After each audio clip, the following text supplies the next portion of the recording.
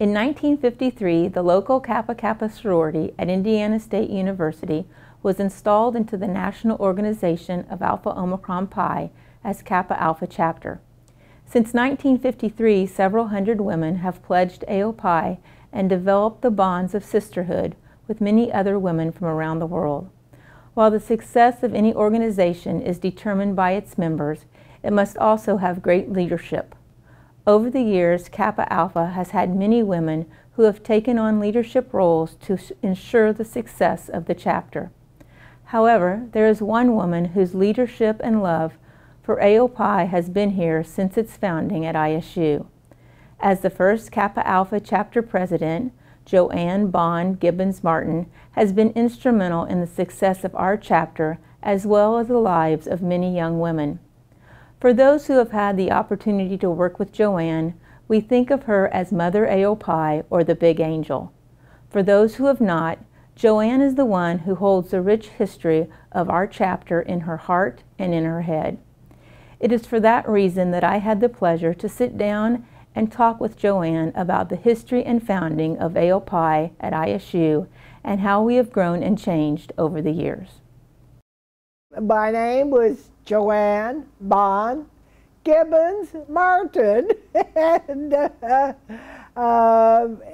I was the last president of Kappa Kappa, first president of Kappa Alpha, an alum president, a rush advisor, a social advisor, a standards advisor, a chapter advisor, a house corporation president, and now I'm just the grandmother of them all.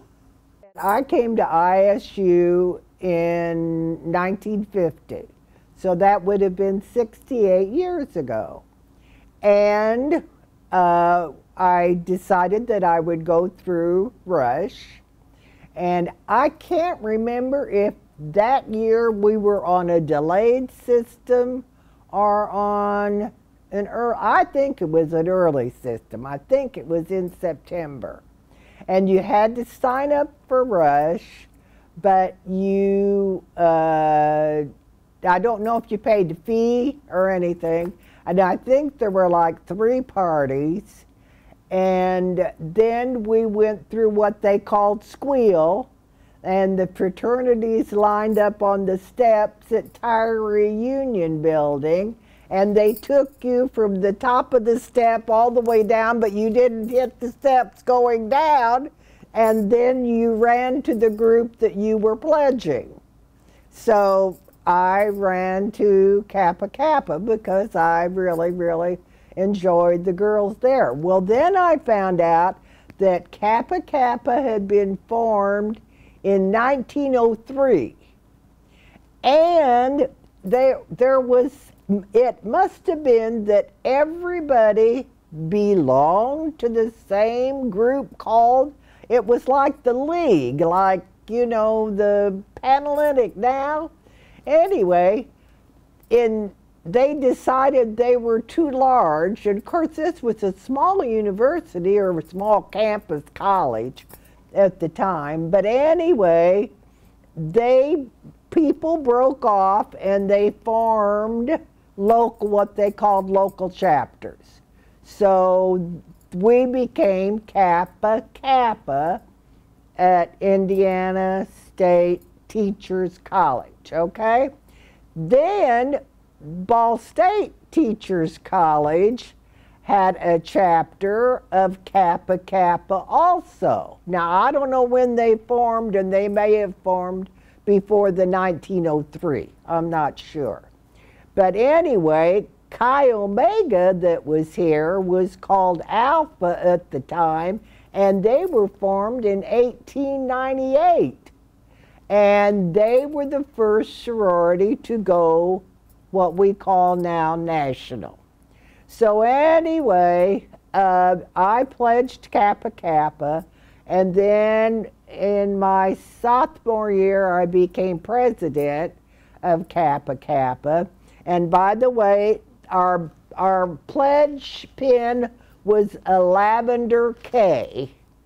And then I have here the original chapter pin, which says KK on it.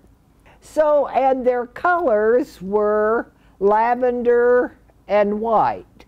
But then when I read back in an old Statesman, it said they had 3 rush parties, and the last party was called Orchid and Crystal at the Terre Haute House. And we always wore lavender and white, you know, and the flower was a white rose.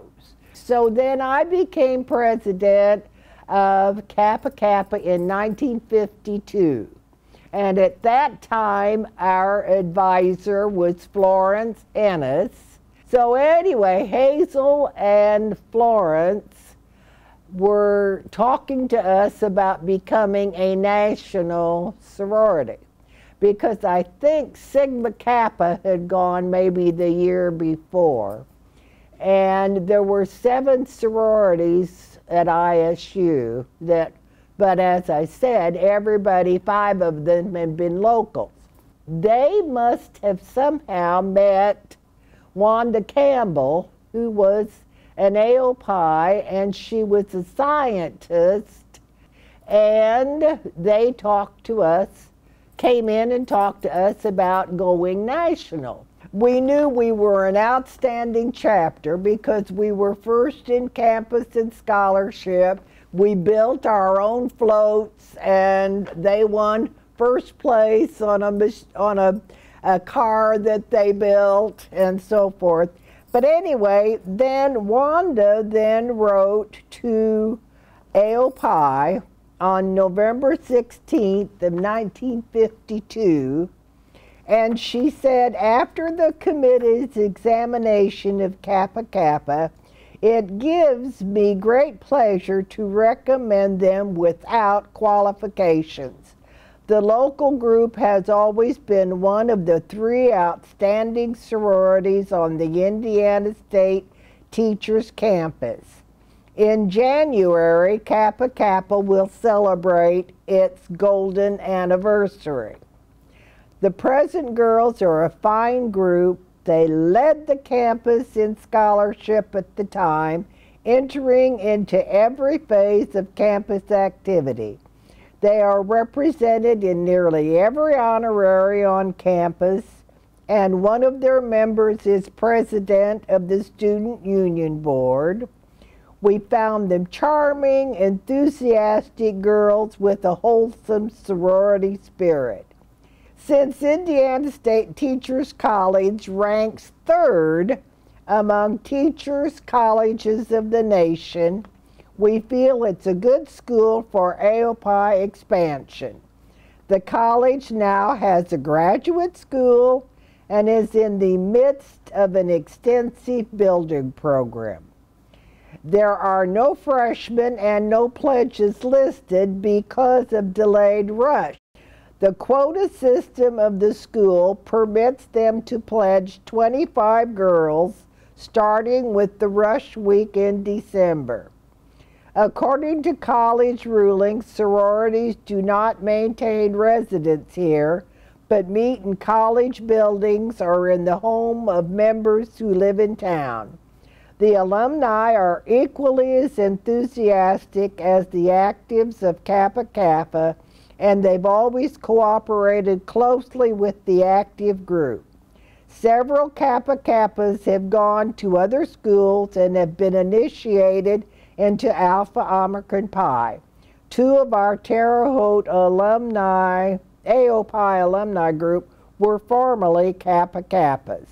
We feel the Kappa Kappas are exactly the type of girls we would like to welcome as sisters in Alpha Omicron Pi. Sincerely, Wanda Daggett Campbell, Chairman, Juanita Gilchrist, Mona Dees Clare, Hazel Parsons Grossback, Cleo Thomas Butts.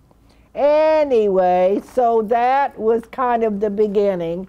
And then when they came in March the 21st of 1953, This was the article that appeared in the newspaper. And we had more international officers that came to the installation of this chapter than they'd had any place in the nation. And there were 5 chapters in Indiana: DePaul, IU, Hanover, Evansville, and Ball State.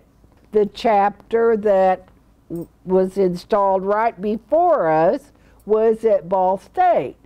And since they selected Kappa Kappa for the name of their chapter, we said then we wanted Kappa Alpha, because Alpha's at the first of the Greek alphabet. And Stella, or George Stern Perry, was the one at the time that transmitted all of the Greek and gave you a motto. So she then gave us Kappa Alpha that said Cartazan ta agathon, which meant to exalt the good. Now, in National, since Stella passed away, then they have a committee, a ritual committee, that does this type thing and gives the Greek and the motto to each of the chapters. So then Jacqueline Talbot came from New Orleans, Louisiana, which is really funny because Stella was the first young woman, co-ed, to come from Louisiana to Bernard College in New York. And here, Jacqueline Talbot, that installed our chapter, was from New Orleans.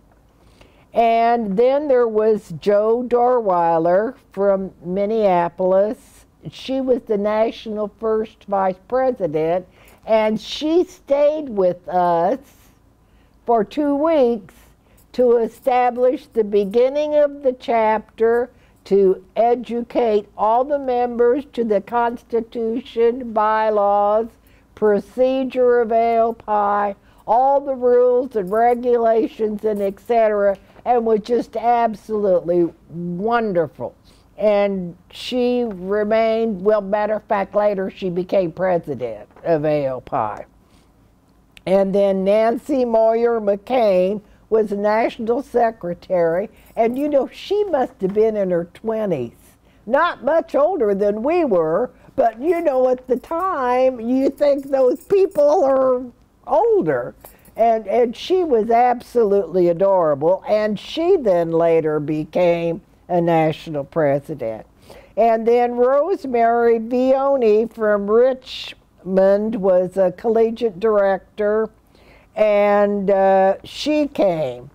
And then it said there were 31 Kappa Kappa members and many alumni that were initiated, and that the program, we became affiliated at 10 o'clock on Saturday morning at the Student Union building.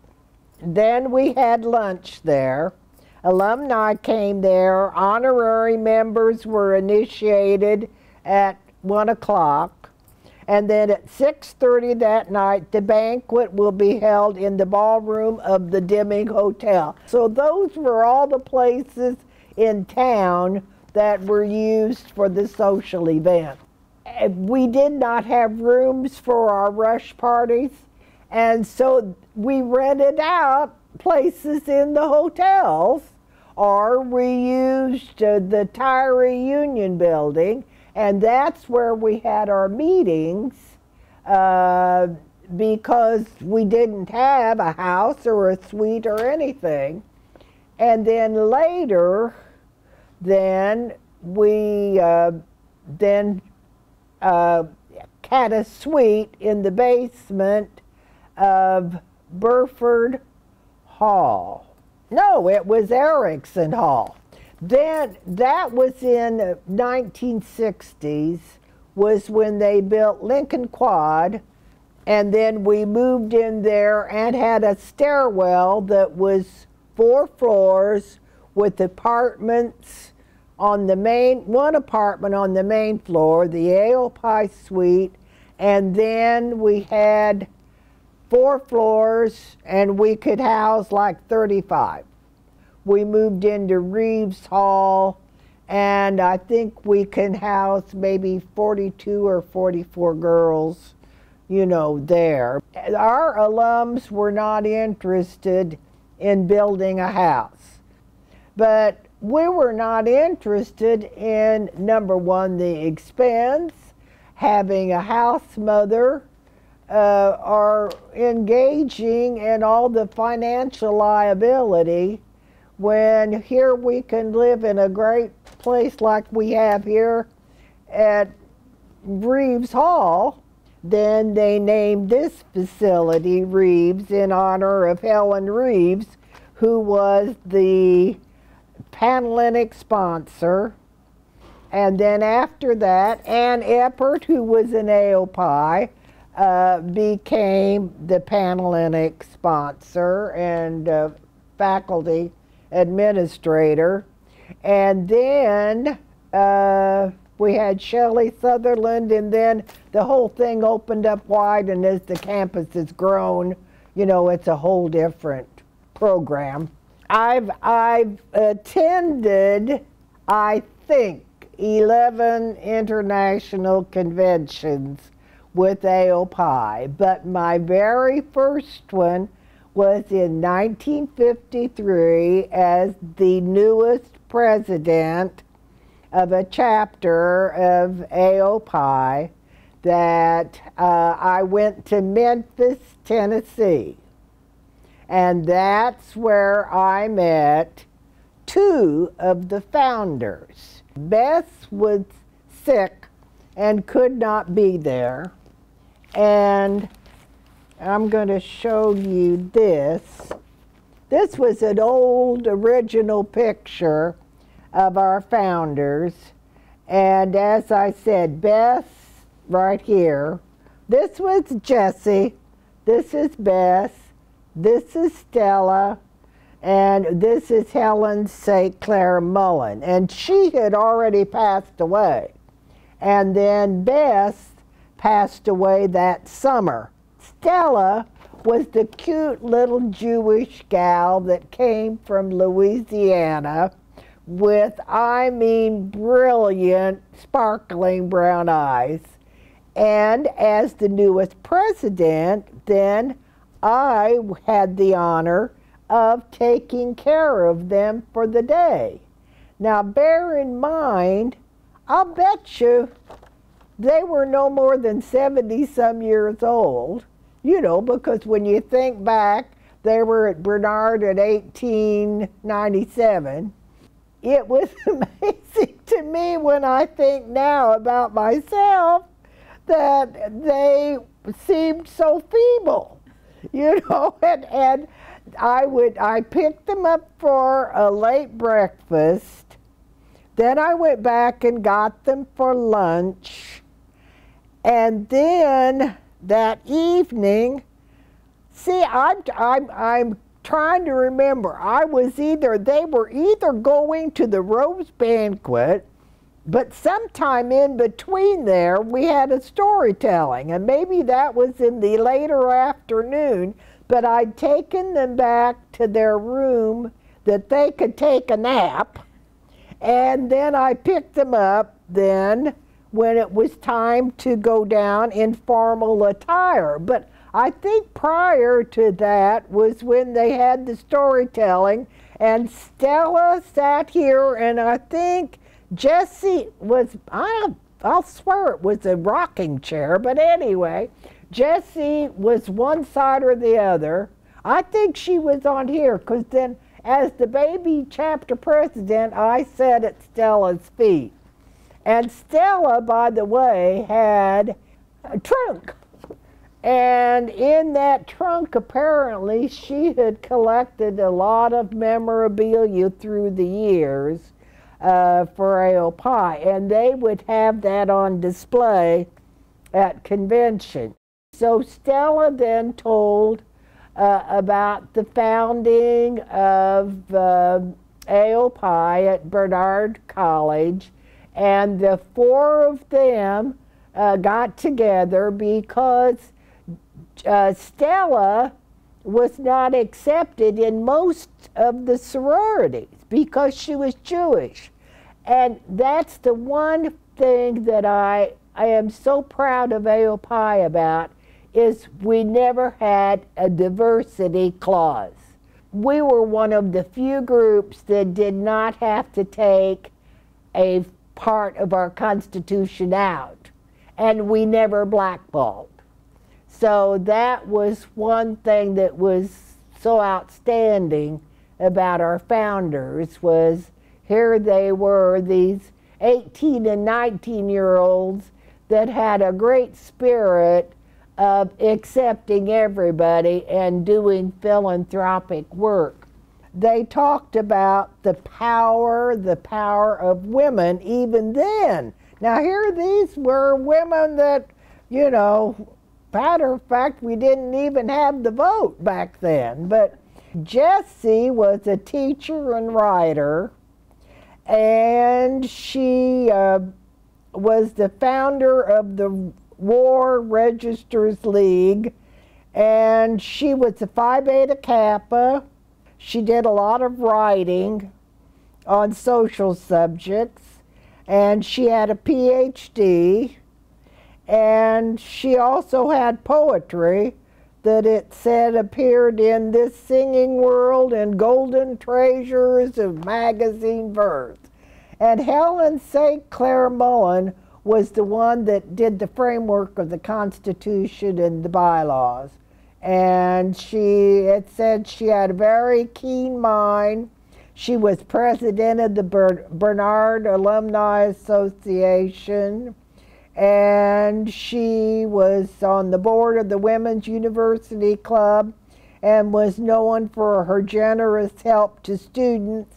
She was also a Phi Beta Kappa and took top honors at the New York University's Law School in a class of some 300 men. And she was at the top of the class. So she was the only founder who had children. She had 2 daughters. And it said she was also a gifted amateur musician. But then Stella, the cute little Stella, she was the first president of AOPi, and after graduation from Bernard, she became assistant to the advertising manager, John Wanamaker, wrote ads for Altman and other New York houses, and conducted an agency for national and local advertising. And then she married George Perry, who encouraged her to continue writing, and she had great interest in women and children. She held national and state offices in child labor acts, and at the request of Governor Woodrow Wilson of New Jersey, she served as a volunteer inspector of labor for women and children in New Jersey, and argued their causes before legislative committees.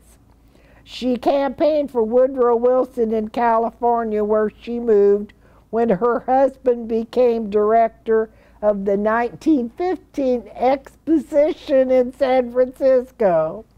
Anyway, in World War I, she organized community councils, and in World War II, she was an air warden in Brooklyn. So she had quite a history, I'll tell you. She wrote 17 books that were published, and she was elected the historian of AOPi for life. And Bess Wyman was the assistant historian. And then Elizabeth Hayward Wyman was a social welfare person and writer, and she, after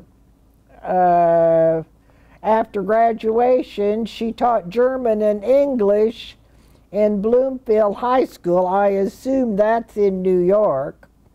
And then it said her reorganization of the English department and her stimulating methods were factors in her being appointed to the Board of Education, one of 2 first women to be so honored. So that must have been in New Jersey. And she won first prize in the National AAU Essay Contest on the subject of fellowship. She was a trustee for a community house, was a staff aide to the Red Cross, and it says as a writer she's been represented by her book reviews in the New York Herald Tribune and the International Book Review magazine. And her short stories for children have appeared in various periodicals, including the Girl Scout magazine. Here they were, you know, such well-educated women, but just amazing in their stories. And the cutest story that Stella told was when she said they designed their badge, and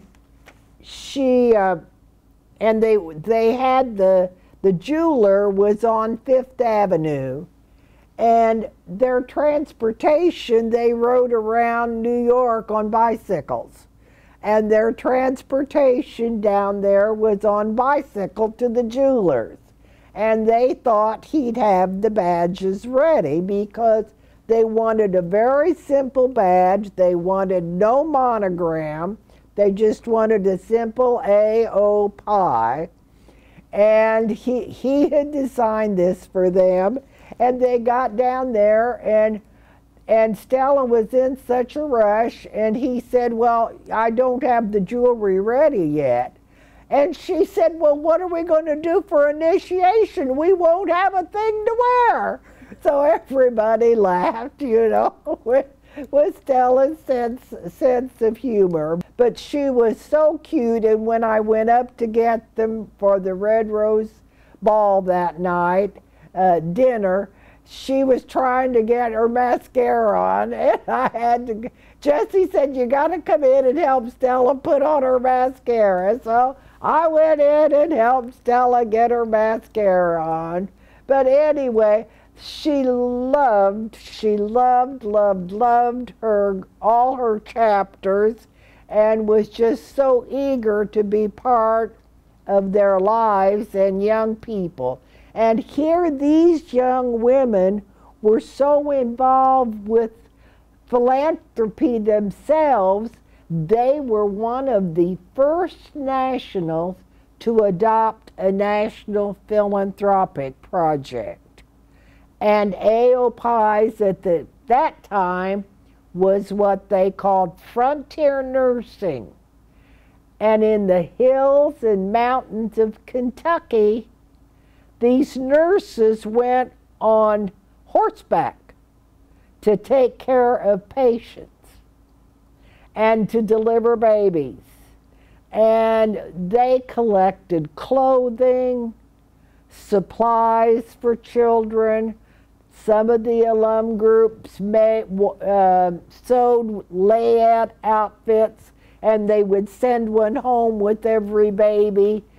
They formed a hospital that they could take care of like 23 patients and etc. So until the United States government took over all that, AOPi was funding that frontier service in Kentucky. And that was a tremendous thing for them to do. In 1967, I think it was, since the government then was now funding this and taking care of it, they adopted arthritis. And then that's when we began raising money. And of course, they've spent millions on research for arthritis. And then in 1991, then they added the Juvenile Arthritis Foundation had been formed, and they added that So that's what the girls raise their money for on all the campuses, is to help, and especially children who are stricken with arthritis. When I graduated from ISU in 1954, I became president of the alum group. And then the next year, I started working on, I think I became an advisor to the social. Then after that, I became a standards advisor. And then after that, I became rush advisor. And that's when we were part of what we call Region 4, which was Indiana, Illinois, and Indiana, Illinois, and Kentucky. And we were, so all of the AOPi chapters became what they divided the United States into regions, and we became Region 4.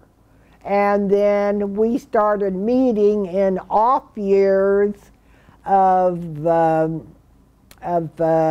convention with regional meetings. Now they've changed that to officer workshop meetings at headquarters, but that's what it was, you know, at that time.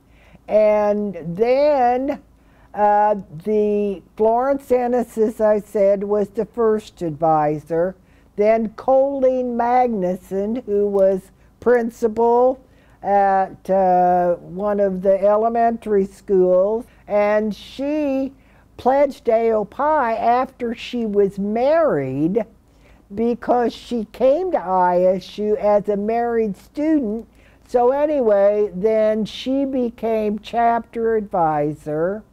And then after that, then that was in 1970 or 72, I became the chapter advisor, and I had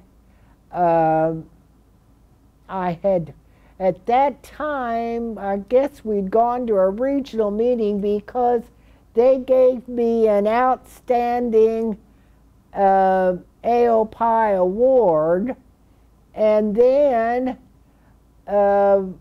it was in 73 or 75 that I received the National Outstanding Advisors Award. And then Glenna Timmons became the chapter advisor.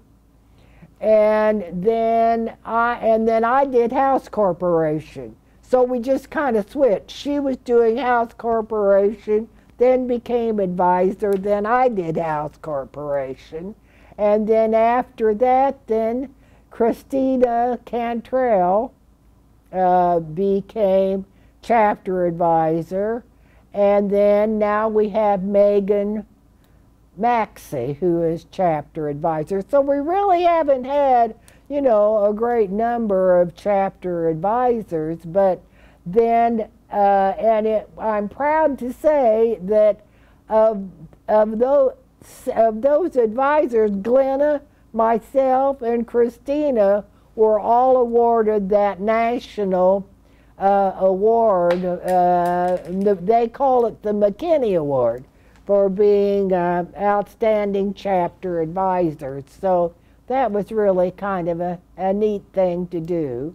Mary Ann Davies Jenkins then asked and collected money to have a scholarship named through the foundation for In My Name on the national level. So I mean, I had a blast when I went to, and as I said, I can't tell you how many of the AOPi presidents, you know, that I knew and met and have a really great bond with.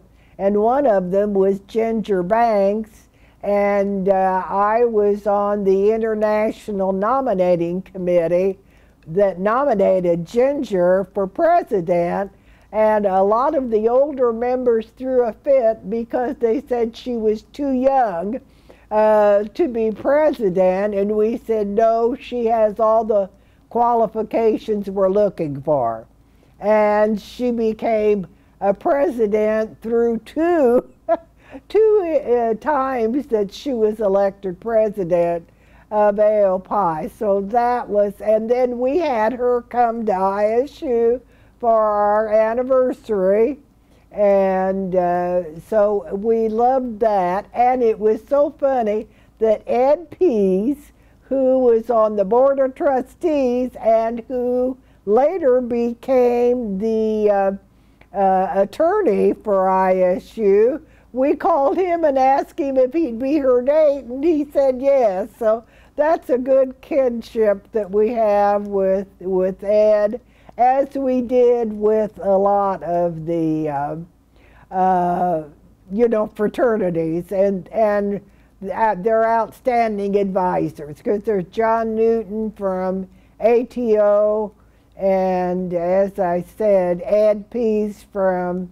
Pi Kappa Alpha, and those two men have done so much for Indiana State that's been wonderful knowing both of them.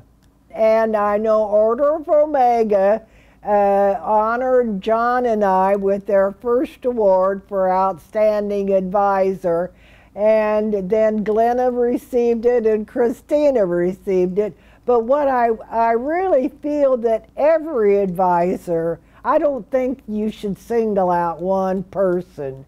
Even though the longevity is there, all of those advisors work hard and give devoted attention to the chapters, because that's what makes the chapter strong, is if you have a good AAC. And we received, by the way, Kappa Alpha's AAC received the very first AAC award that was given at National in 1987.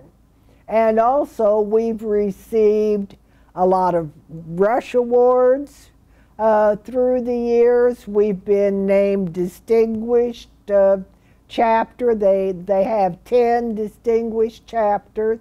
We've received the Perry Award for 3 of our presidents. First one was Margie Long Galt, and then Janine Kimberly Reynolds, and now Megan Marvin Maxey. Many women who have been on the national level. We had Florence Ennis, that was our advisor, became the parliamentarian, national parliamentarian. Marilyn Ferris became a national scholarship. We've had 3 chapter consultants. And then we had our girls married. It was really neat that the Olympians that we had at ISU were all married to AOPi. Then in 2003, we had the 50th anniversary. And in 1957, I think it was, Melanie Fessler Onan wrote AOPi Angel. And we didn't have a symbol at AOPi. Pi Phi had the angel symbol. So when we adopted it for Kappa Alpha, we tried to get National to use angels as their symbol, and they wouldn't do it because of Pi Phi. So later in years, they adopted pandas.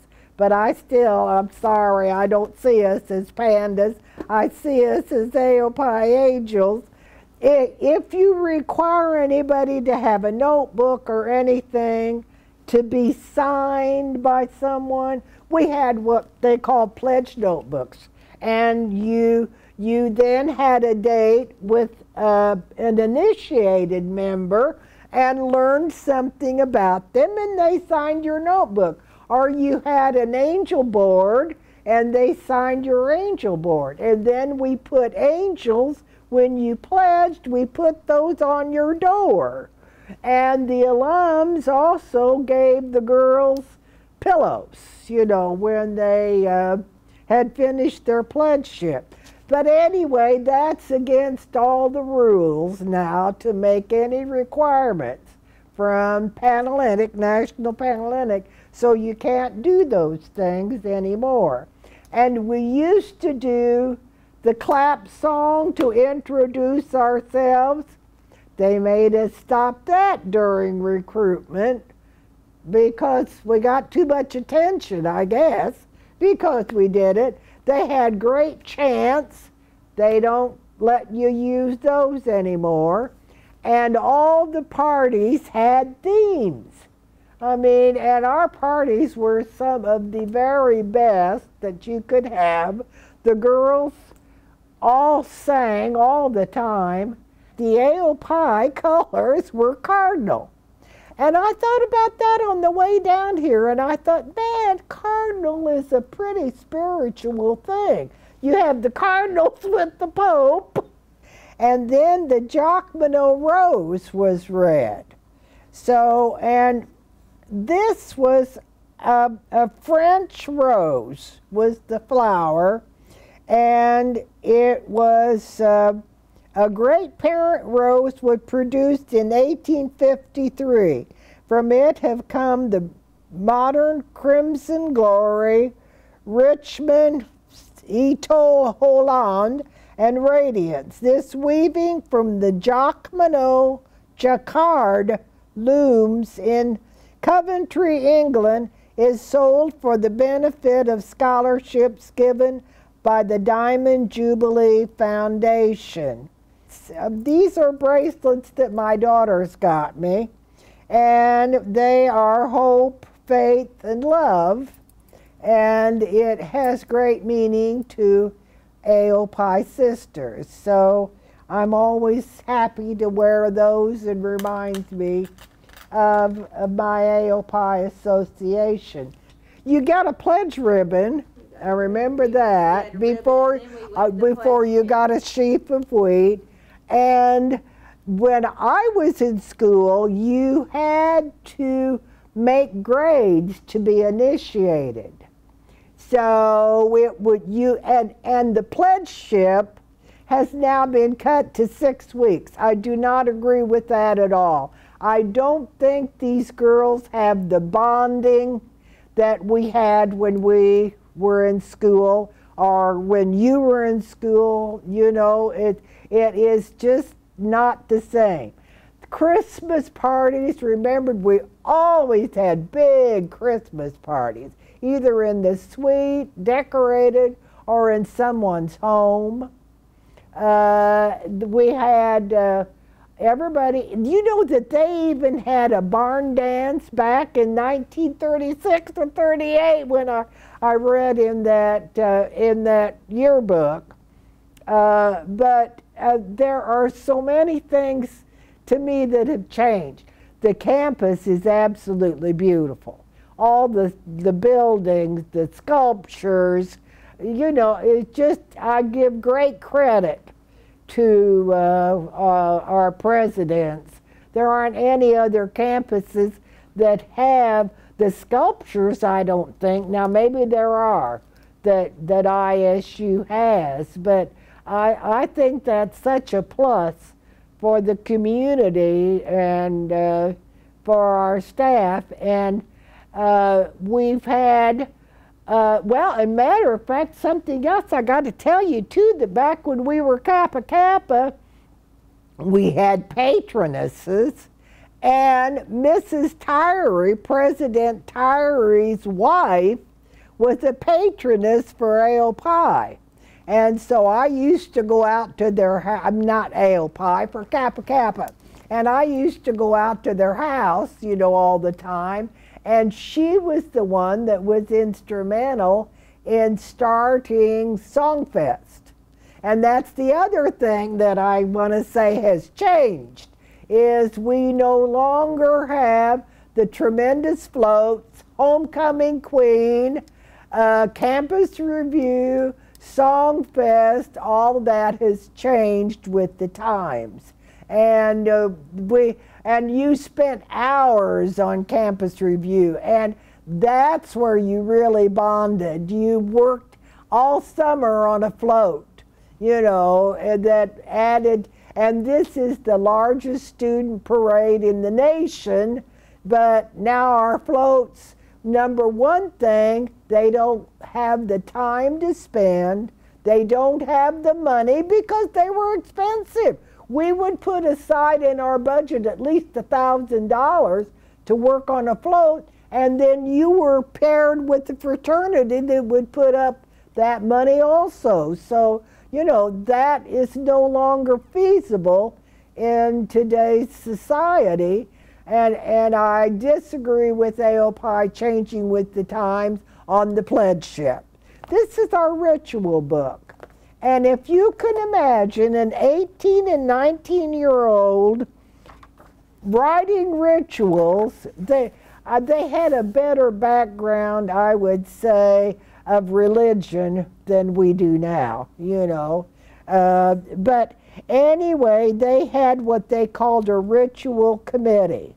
And it said this was authorized in 1928 by Jessie, Helen, Stella, Elizabeth, Rose Gardner Marks, and Laura Alice Hurd. And I remember meeting Laura Alice Hurd for several conventions, and I think she was the age of Jessie and Stella almost at the time. She could have, I think she pledged right after they'd formed AOPi. Then they revised it in 1961, and then in 72 and in 1990, that they never changed any of the rituals, but they added rituals for opening a convention, closing, as they had these activities. Then when they had 50-year members, you had to have one for the 50-year members. They had to have one for alum groups. They had to have one for collegiate chapters to install them. Add to explain what a system means, but you know, we're not going to change what these 4 young women wrote. We had to do a whole note scrapbook or something, resume of when we petitioned AOPi, and Dorothy Beecher, who was a teacher at North High School and was a Kappa Kappa, was a great organizer because she did all the yearbooks for the schools and so forth. And she was the one that organized the whole notebook for us, and, you know, did it to send in to National. Oh, Pamarista. I forgot to mention Pamarista. It was formed in 1938 by a Kappa Kappa, Virginia White, Pamarista. And it was an organization that membership was limited to 20 members, and you were organized or unorganized, didn't make any difference. Now this is what they said: socially prominent and active in campus affairs. Bids to membership are issued at the homecoming game and at the May Day Festival. I forgot about, they must have had May Day festivals.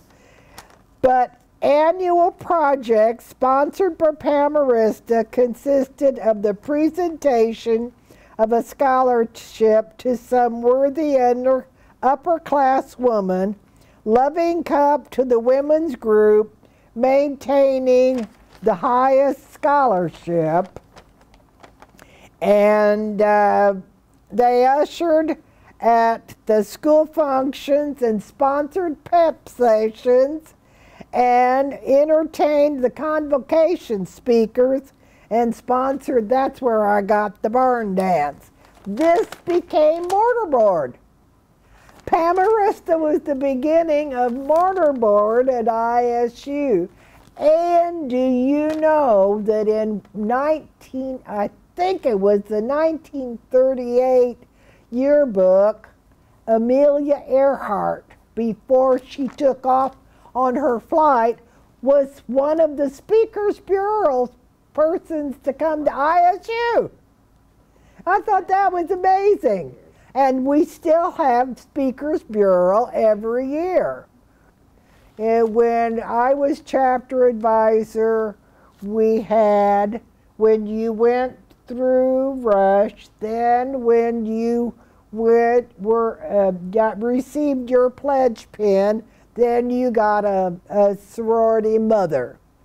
And I don't know why. That again, I guess, was a form of hazing, or they objected to it, so it is now Big Sis and not mother-daughter. But back then, everybody had a complete family, mother, daughter, grandmother, great-grandmother, and whatever, you know, as all, and they would get together at homecoming, all their part of their sorority family. But the two of the greatest things I can say is both of my daughters are AOPis, and I am so proud of that.